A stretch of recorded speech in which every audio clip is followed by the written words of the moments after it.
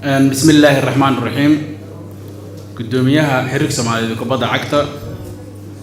حبناها قدق فلنتا حريق سوماليد كبدا عقتا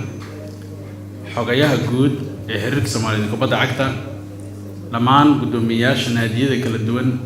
يهرر كلا دوان حريق سوماليد كبدا عقتا إيوه نادية كلا با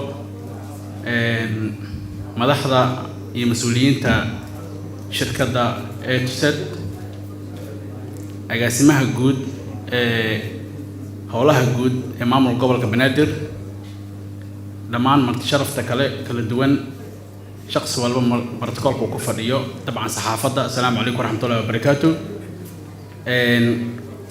aad iyo aad ayaan ugu faraxsanahay cawada inaan ka soo qayb galo xafladan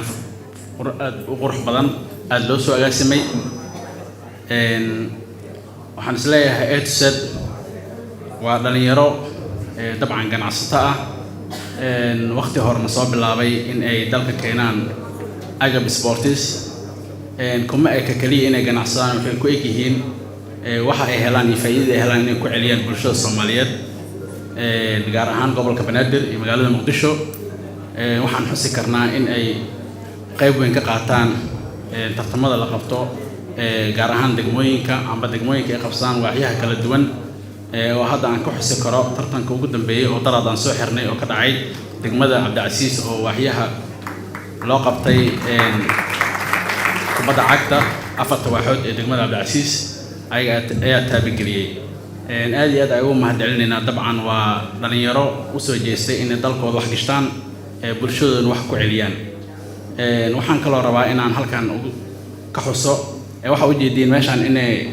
ku dhantahay ujeedooyinkoodii iyo hiigsigoodii wax walba aad aan ugu faraxsanahay inay maanta ku soo qoreen af Soomaali waxaan arki jirnay meelo badan in lagu qoro luqad kale oo qalaad waa dareemi kartay marka dhalinyaro Soomaaliyeed oo dalkan u soo jeestin wax gashtaan inay yihiin marka aad iyo aad ugu mahadcelinaya oo bogaadinayna anagana haddaan nahay maamulka gobolka Banaadir waxaan qayb ka nahay customer-kooda waana ka sii ahaan doonaa Abdullaahi Raado. Assalaamu calaykum waraxmatullaahi wabarakaatuh.